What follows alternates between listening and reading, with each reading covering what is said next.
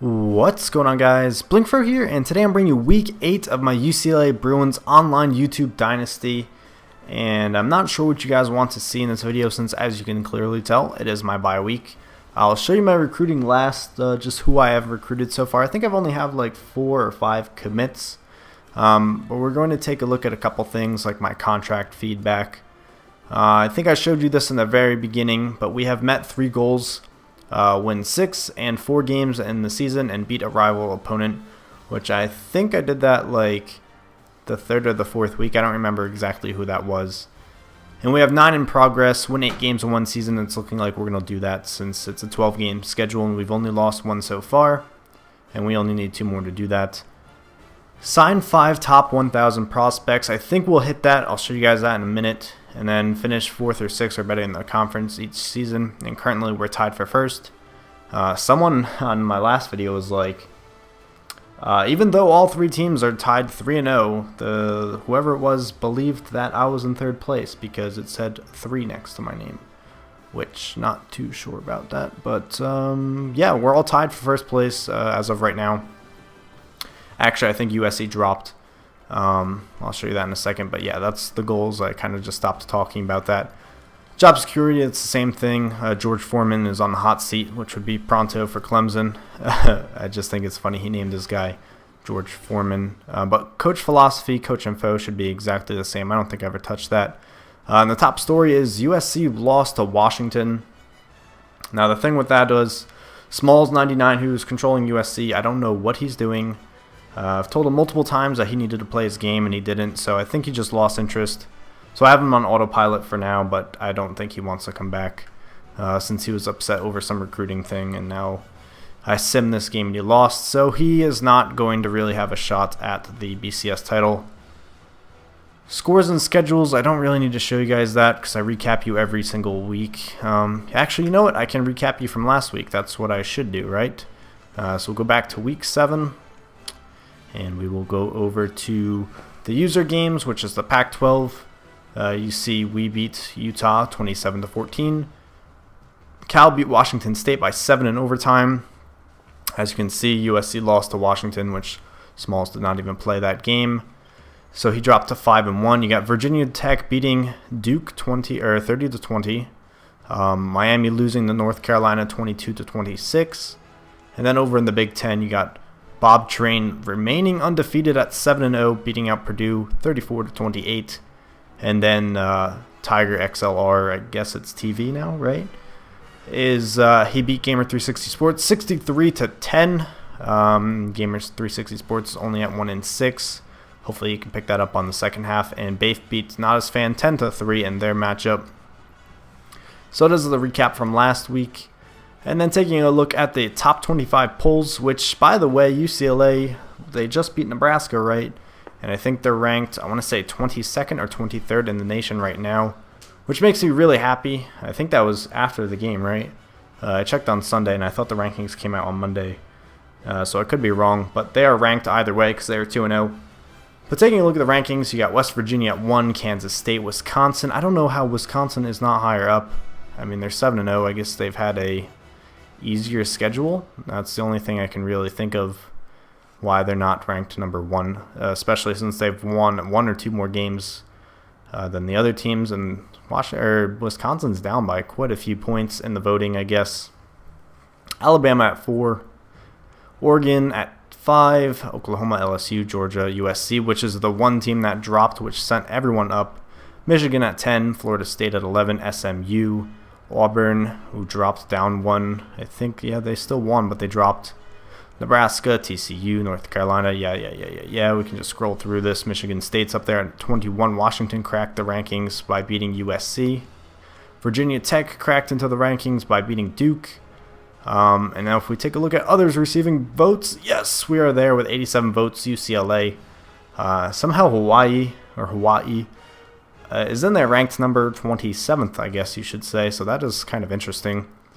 And I'm pretty sure this is still correct. If you go over to championship contenders, this is the actual ranking, so that's the way you can look at it.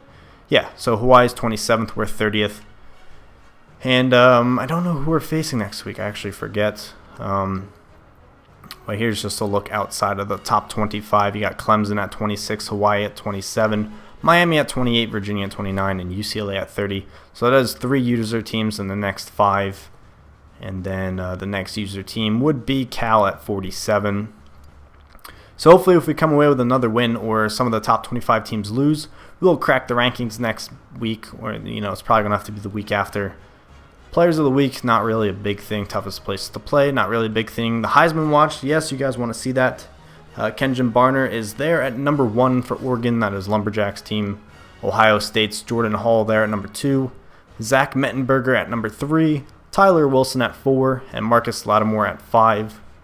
So that is what? Just one user right there. Lumberjack and number 1 at for the Heisman races. And then conference standings, we'll just take a look.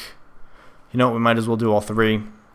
So Pac-12 South, we are in first place at a nice 4-0, while USC is at 3-1. And then the North, you have Oregon at number 1 at 3-0.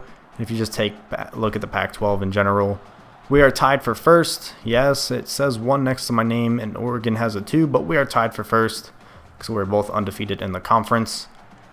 And then taking a look at the other 2, I believe it is the ACC. I'll just look at the total standings. No one is at undefeated. Clemson is 2-1, and then you got these 3 teams undefeated in their conference. And then taking a look at the Big 12, which is not the correct conference. I meant the Big 10. Michigan is at 2-0. Wisconsin at 3-0.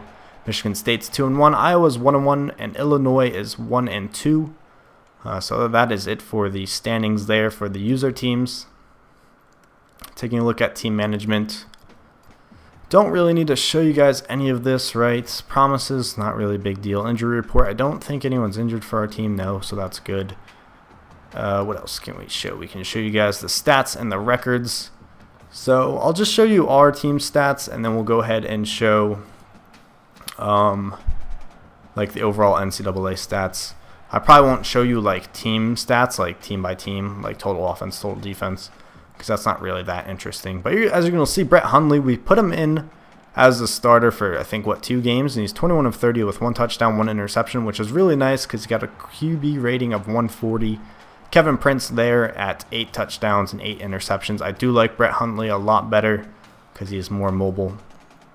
Taking a look at rushing, Jonathan Franklin with 696 yards on 111 attempts, 6.2 per carry, and 6 rushing touchdowns. That is 99.4 per game.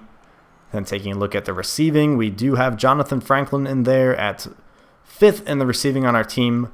Joseph Fourier at 162, Jerry Rice Jr. at 195, Ricky Marvery at 196, and our top receiver, Jerry Johnson, at 218. I do like to spread the ball out to different receivers. I don't usually focus on just one guy. Whoever's open's open. Like Shaquille Evans is our best wide receiver, I believe, aside from Joseph Fourier, of course. And he only has 6 catches for 75 yards. And Jerry Rice Jr. is leading in touchdowns, which is nice. Love Jerry Rice Jr. Then we're going to take a look at the pancakes. 8 pancakes. Yeah, pancakes. Okay, let's go over to defense. Actually, I should probably show you guys sacks, right? So we don't get sacked too often, but these 3 guys need to step their game up. I like these guys, especially Xavier Suafalo. Said that completely wrong, but haters going to hate. Love that guy with his 93 rating. And taking a look at solo tackles. Okay, I guess that was the top. We got Jordan Zumwalt, the linebacker there with 28. And total tackles, we got Andrew Abbott at 43, the strong safety. Assisted tackles, tackle for loss, Zumwalt. I think I usually use Zumwalt a lot, along with Patrick Larimore. So that's probably why they're up there. But sacks, we have Datone Jones. Why do I feel like that's not how you say his name? With 3 sacks per game. Then Brandon Willis, Dietrich Riley, and Jordan Zumwalt all at 2. And then interceptions, we don't even have that many, which actually we do. That was like the first couple games. Sheldon Price, Aaron Hester, and Brandon Sermons at 2. And then Andrew Abbott, Dietrich, wow, I can't talk today. Riley and Larimore at 1. I think that's it for the defensive stats, right? Pass deflections, Aaron Hester, pretty nice. Forced fumbles, whatever. Do we have any blocked field goals? No. I think we might have like 1 safety on the season. Yes, Tevin McDonald. And we have 5 defensive touchdowns, which is always nice. And then kicking, I think I've only missed one. I want to say I've missed 1 field goal. So 6 of 7, which is pretty good, long of 50. I wonder where we missed. Where did we miss? It must have been past 50. Yes, it was past 50 we missed one, and I know exactly why, because I didn't put the arrow all the way down or something stupid like that. And Jeff Locke at 42 yards per punt. Kick return, I think Shaquille Evans has 1 kick return for a touchdown. And punt return, no one has 1 for a touchdown. So that is our stats. Let's take a quick look at the overall stats in college football real quick, which I passed, NCAA. Jordan Wynn with the best rating. Most yards would be Jeff Toole for Washington State there with 2,191. Followed by Duke's quarterback.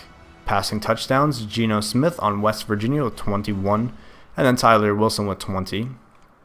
Most interceptions would be Toole as well. He has got the most yards and the most interceptions. And then James Vanderberg, Iowa's quarterback there. That would be Nada's fan. And then you got Duke there at 11. So I think that's it for passing, right? Percentage, not really a huge deal. Sacks, who gets sacked the most? I want to actually see that. And I went ahead and skipped over that by accident. So the most sacked team, I guess, would be... Hey, my phone is going off. Okay. Illinois gets sacked 27 times total, which is pretty bad. The offensive line needs to step up. Rushing, the most rushing yards, I think that's... Oh, my God. That guy really has negative 105. Okay, that makes sense because he's a quarterback. We have Jonathan Franklin here at 5th in rushing yards total. We actually have more than Marcus Lattimore and Kenjon Barner, I believe. He's somewhere down here, right? And Monte Ball. So not sure how... Yeah, he does have more than Barner. Not sure how Jonathan Franklin is not being talked about just yet. And most touchdowns would be Niall Davis. Is that really his name? Apologize because I'm not too familiar with these guys. But the leader is 10, and we have 6 with Jonathan Franklin. The longest rush on the season is Stephon Taylor for Stanford, 88 yards. Yards after contact, Jonathan Franklin right there, 257. I knew he'd be there at the top because he is a beast. Rushes of more than 20 yards, Jonathan Franklin. Like, come on. Like, just give him the Heisman already.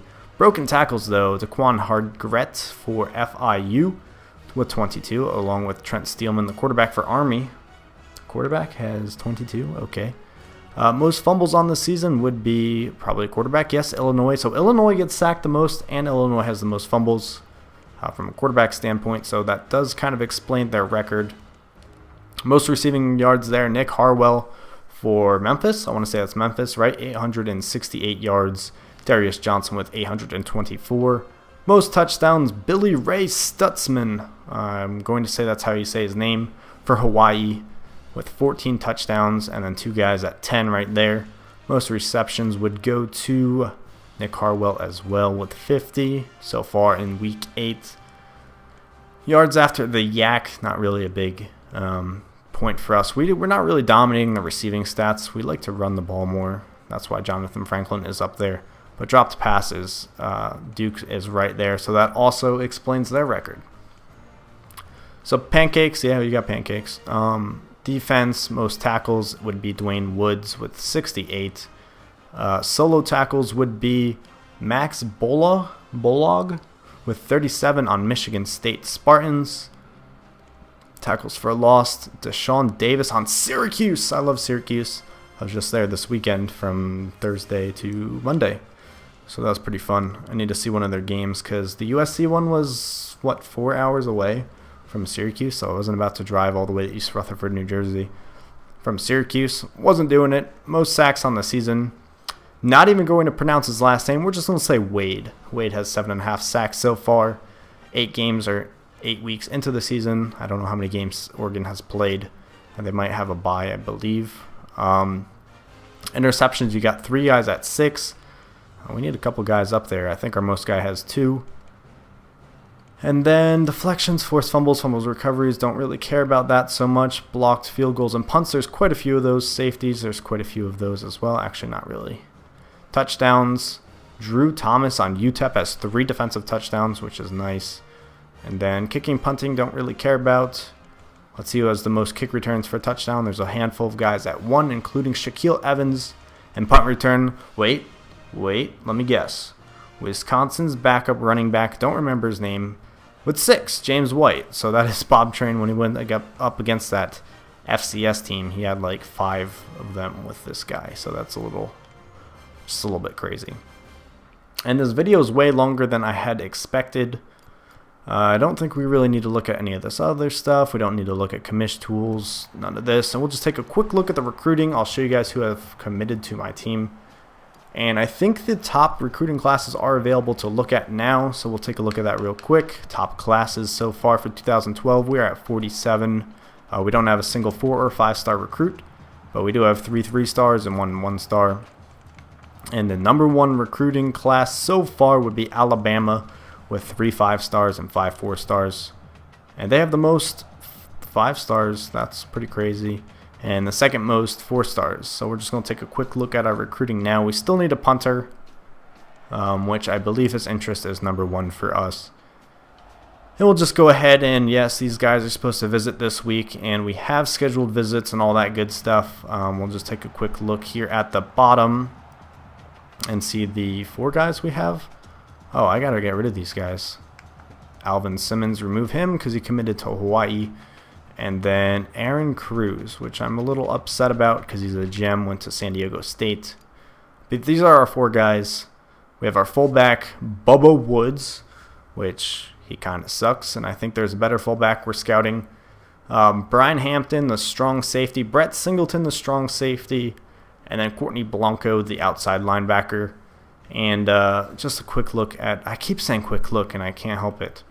Our top rated guy right now. Okay, I just had that up, didn't I?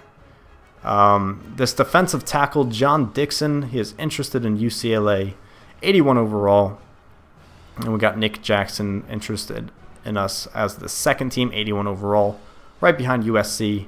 And then this punter, 77 overall, is pretty nice. So that was just a look at the recruiting. And I think that's going to wrap up this video. Hopefully I got everything that anyone would be interested in.